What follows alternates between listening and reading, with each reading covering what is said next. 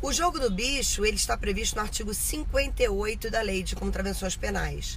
Mas hoje você não aplica mais a Lei de Contravenções Penais para o jogo do bicho.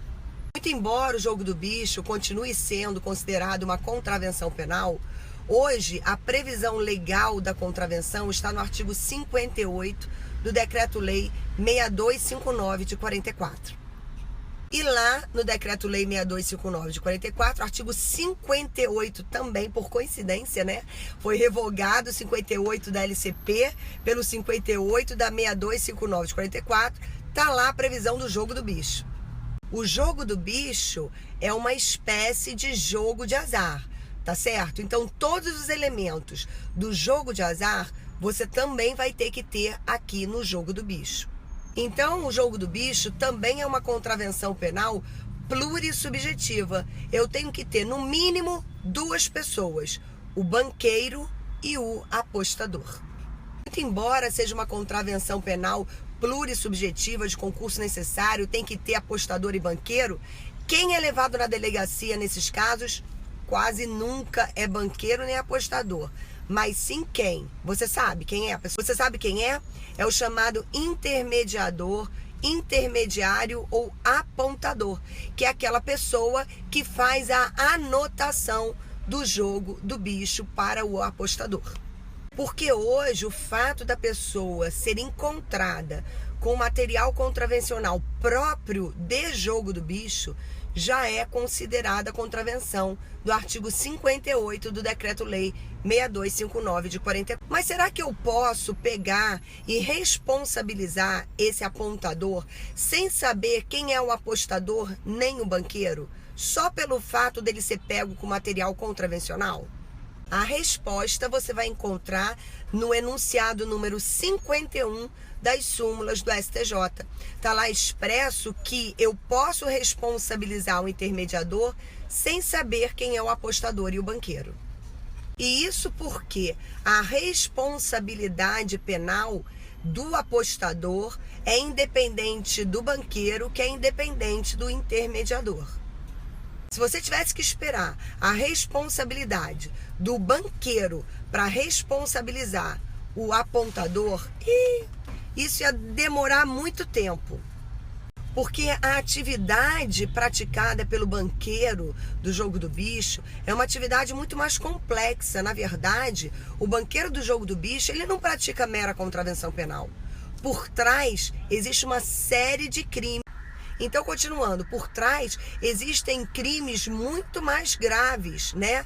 Como é que você vai imaginar uma contravenção penal de jogo do bicho sem corrupção, sem lavagem de dinheiro, sem organização criminosa?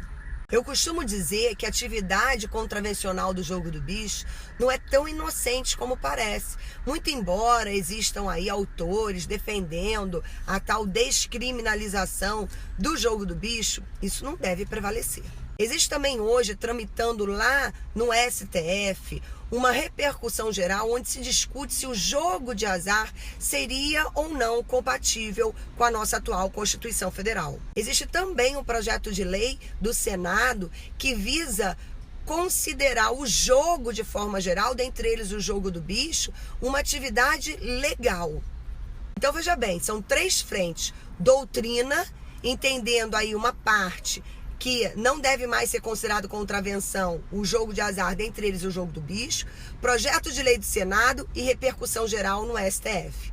Quem levou essa questão à repercussão geral do STF foi o Ministério Público do Rio Grande do Sul, que não se conformou com uma decisão das turmas recursais que entendia que poderia existir o jogo de azar. Qual é a sua opinião sobre o assunto? Você acha que o jogo de azar, dentre eles o jogo do bicho, ainda deve ser considerado uma contravenção penal? Você acha que deve ter uma legalização disso? Eu vou colocar lá depois na minha timeline do Instagram uma pergunta sobre isso e eu quero ouvir você. Eu queria que você botasse lá a sua opinião a respeito do assunto, que você dissesse o que você pensa. O assunto é um assunto muito interessante, é um assunto que instiga, é um assunto sedutor, né? Agora, você sabe a razão pela qual alguns doutrinadores entendem pela descriminalização? E antes de falar com vocês sobre isso, eu queria lembrar a vocês o seguinte: o jogo de azar monopolizado pelo Estado, esse pode existir. Loteria, raspadinha, Mega Sena, isso existe, né? E ninguém nega que o jogo de azar, né, até esse mesmo que não é considerado jogo de azar, porque é monopolizado pelo Estado, existe autorização, ele rende o quê? Muito dinheiro. E por isso existem alguns estudiosos que dizem que o Estado está perdendo esse dinheiro ao não legalizar o jogo de azar no Brasil. Porque se ele legalizasse, uma fatia bem grande desse dinheiro iria para o erário. Fora que algumas pessoas também sustentam que isso ia abrir uma porta para o emprego, né? Hoje o apontador do jogo do bicho, aquele sujeito que trabalha lá no bingo, ele passaria a ter uma atividade ilícita. E quando eu digo hoje, eu digo assim, hoje, havendo legalização, ele teria uma atividade lícita, porque hoje a atividade dele é uma atividade lícita. Toda pessoa que contribui para o jogo de azar pratica contravenção. Outro aspecto também que há interesse do Estado em legalizar o jogo do bicho é poder arrecadar o quê? É poder arrecadar um imposto proveniente desse dinheiro que é adquirido pela contravenção penal. Então, na verdade, tudo é em volta do quê? É em volta de dinheiro, por um aspecto aí de vontade do Estado de obter mais arrecadação, que ele tem interesse na legalização. Eu, particularmente, acho que a legalização do jogo de azar não é uma boa ideia aqui no Brasil. O Brasil não está preparado para legalizar o jogo de azar, tá certo? Os problemas que vêm agregados a esse jogo são muitos. Por exemplo, você já parou para pensar na quantidade de pessoas que podem ficar doentes por conta do jogo? O jogo é um vício, gente. E como qualquer vício, é muito perigoso. Hoje existe o JA, jogadores anônimos, né? Pessoas que já estão viciadas sem sequer o jogo estar legalizado no Brasil. Fora a fiscalização que deve existir com relação a essas casas que vão passar a explorar o jogo. Será que a fiscalização vai ser uma fiscalização eficaz? Porque se não for, gente, se não for, sabe o que vai acontecer? Vai acontecer que vai continuar existindo o jogo ilegal e o dinheiro proveniente desse jogo ilegal vai ser lavado, sabe aonde? Nessas casas que estarão legalizadas. O Brasil já passou por uma experiência, eu não sei se algum de vocês se lembram, mas antigamente foi permitido no Brasil o bingo, vocês lembram? E as casas de bingo foram o quê? Fechadas. Por falta de quê? Gente, mas voltando aí ao estudo, né, do jogo do bicho, qual é o bem jurídico tutelado na contravenção penal jogo do bicho? É o monopólio estatal das loterias. Por isso, falando agora doutrinariamente, alguns autores sustentam que há aplicação da teoria da adequação social para que você não puna, então, o jogo do bicho. Sustenta que quando o nosso legislador ele cria uma norma penal, ele não quer punir uma conduta que seja socialmente, amplamente aceita e tolerada.